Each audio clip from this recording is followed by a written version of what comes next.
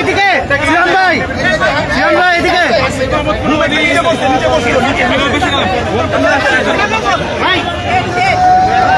দর্শক কালোই কণ্ঠে আপনাদেরকে সরাসরি সংযুক্ত করেছি। গতকাল আসিফুজ্জামান এবং আপনারা যেমনটি জানেন যে পিএসসি সংস্কার সহ ৮ দফা দাবি নিয়ে শিক্ষার্থীদের যে আন্দোলন, সেই আন্দোলনের অবসান হতে চলেছে এবং এই মুহূর্তের চিত্র টিএসসি থেকে সরাসরি আপনাদের সামনে এবং যুব ক্রীড়া উপদেষ্টা এই মুহূর্তে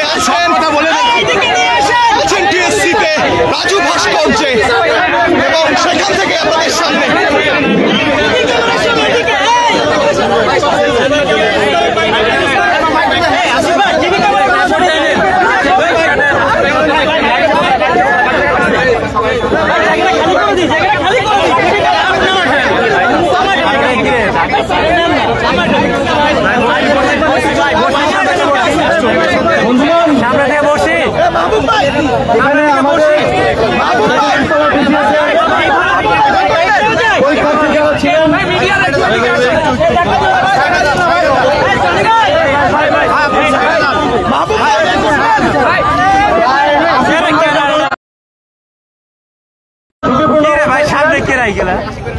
চুপ করেন না আপনারা। আমরা গত 5 ঘন্টা সরকারের বিভিন্ন পর্যায়ে এবং পিএসসির চেয়ারম্যান সহ পিএসসির যারা দায়িত্বশীল আছেন, আপনারা জানেন পিএসসি একটি সাংবিধানিক প্রতিষ্ঠান, তাদের সাথে আলোচনার মাধ্যমে এখানে অনশনরত এবং আন্দোলনরত পরীক্ষার্থীদের যে প্রথম এবং প্রধান দাবি 8 তারিখের পরীক্ষা পেছানোর এবং 8 তারিখের পরীক্ষা স্থগিত করার, সেটা পিএসসির সদস্যরা একটু ঘোষণা করে গিয়েছেন যে 8 তারিখে অনুষ্ঠিতব্য যেই ৪৬তম বিসিএস এর রিটেন পরীক্ষার ডেট ছিল সেটা স্থগিত করা হয়েছে এবং আন্দোলনরত পরীক্ষার্থীদের আরো যেই সংস্কার প্রস্তাবগুলো রয়েছে,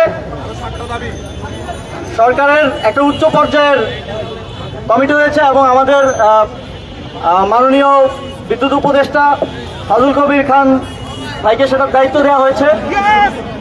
সংস্কারের বাকি বিষয়গুলো নিয়ে আন্দোলনরত শিক্ষার্থীদের প্রতিনিধিরা, যেহেতু দ্বিতীয় একটি পিএসসি করার বিষয়ে প্রাথমিক আলোচনা হয়েছে, এছাড়া আরো অনেকগুলো সংস্কারের চিন্তা সরকারের আছে, সেই বিষয়গুলোতে এখানকার যারা আন্দোলনরত শিক্ষার্থী ছিলেন তাদের প্রতিনিধিরা মাননীয় উপদেষ্টা ফাজুল কবির খান স্যারের সাথে বসবেন, ওনাদের মতামত তুলে দিবেন এবং পিএসসি পর্যায়ে যে সংস্কারগুলো করা সম্ভব সেগুলোর বিষয়েও পিএসসির যারা দায়িত্বশীল আছেন ওনাদের সাথে বসে আন্দোলনরত শিক্ষার্থীরা আলোচনার মাধ্যমে পিএসসির একটা দীর্ঘমেয়াদী সংস্কারের জন্য কাজ করবেন।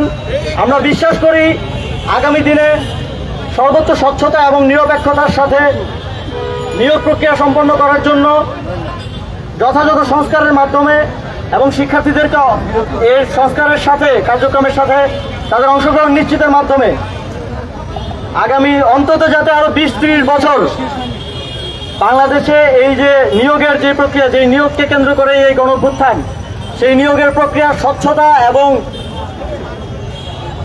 নিরপেক্ষভাবে নিশ্চিত করা যাবে, সেক্ষেত্রে আপনাদের সকলের সহযোগিতা এবং সমর্থন প্রত্যাশা করছি। ধন্যবাদ।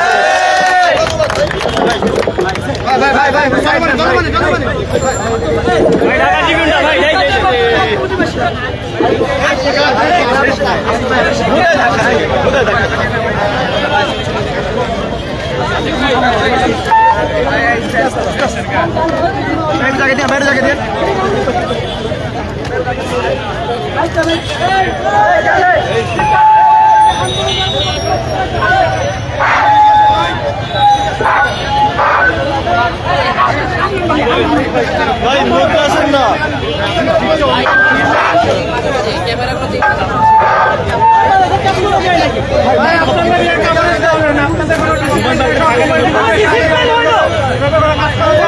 এই জন্য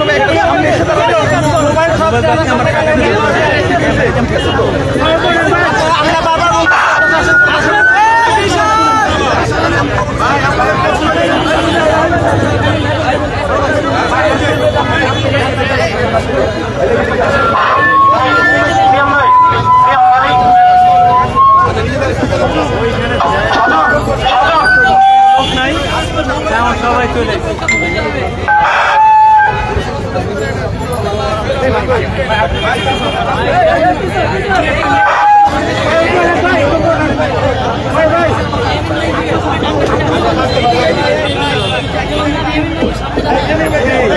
ভাই আরে ঢুকা যাবে না মিয়া আরে ভাই যা হইছে বাদ দিছে দাও নি কষ্ট করে ছবি নিয়ে না হইছে মাইক সারা বলেন ভাই মাইক সারা বলেন আপনারা সবাই অবগত আছেন আমরা দীর্ঘ 20 দিন ধরে আন্দোলন করে আসছি। 6 তারিখে আমরা প্রথম আন্দোলন শুরু করি। সেদিন আমাদের সাথে যোগাযোগ করে। এরপরে আমরা 8 তারিখ 10 তারিখ 17 তারিখ ঢাকার মধ্যে 20 তারিখ এবং 23 তারিখে আমরা বিভিন্ন ধরনের কর্মসূচি পালন করি। আমরা যখন তাদের সাথে কথা বলে এসেছি ততটা নমনীয় ছিল না, সেজন্য আমরা আমাদের আন্দোলন চালু রেখেছিলাম এবং বেরোগান করেছিলাম। সবার প্রথমে ধন্যবাদ জানাচ্ছি বাংলাদেশের বিভিন্ন বিশ্ববিদ্যালয়, শেরেবাংলা কৃষি বিশ্ববিদ্যালয়, বরিশাল বিশ্ববিদ্যালয়, বাসবিবি রাজশাহী বিশ্ববিদ্যালয়, খুলনা বিশ্ববিদ্যালয় এবং বাকি যারা বিশ্ববিদ্যালয় যারা আমাদের সাথে সংযুক্ত। আমরা তাদেরকে ধন্যবাদ জানাতে চাই। ঢাকা বিশ্ববিদ্যালয় সায়েন্স লাইব্রেরি এবং ঢাকা বিশ্ববিদ্যালয় সেন্ট্রাল লাইব্রেরি থেকে যে আন্দোলন গড়ে ওঠে আমরা দেখে এসেছি যে আন্দোলন কোনো বিপদে যাচ্ছে। কিন্তু আমরা স্পষ্টভাবে বলতে চাই আমাদের লিখিত নোটিশ 24 ঘন্টার মধ্যে আমাদের লিখিত নোটিশ লাগবে। আমাদের অবস্থান কর্মসূচি চলবে। অনশন আমরা ভেঙেছি কিন্তু আমাদের অবস্থান কর্মসূচি চলবে যতক্ষণ না পর্যন্ত আমাদের 8 দফা বাস্তবায়িত না হয় আমাদের আন্দোলন জারি থাকবে।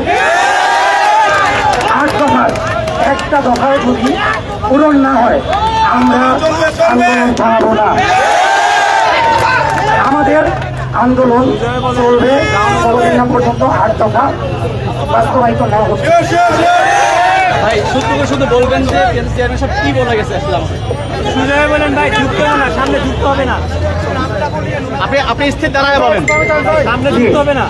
আজকে আমাদের বিজ্ঞ সদস্য জহিরুল হক ভূঁইয়া স্যার তিনি আজকে অনশনরত শিক্ষার্থীদের কাছে আসেন, তাদের দাবিগুলো শোনেন এবং তখনই তিনি সেটা স্থগিত করেন এবং তিনি আমাদের 1-এর খ আমাদের যে অনুচ্ছেদ ছিল সেটা ছিল প্রশ্ন ফাঁস যারা করেছে, যারা আবেদ গঙের সাথে জড়িত তাদেরকে আইনের আওতায় আনা হবে। এরপরে আমাদের যে দফাগুলো ছিল এটা আমরা একে একে পূরণ করবো ইনশাআল্লাহ। যারা আমাদের সাথে ছিলেন সবাইকে ধন্যবাদ। এই মুহূর্তে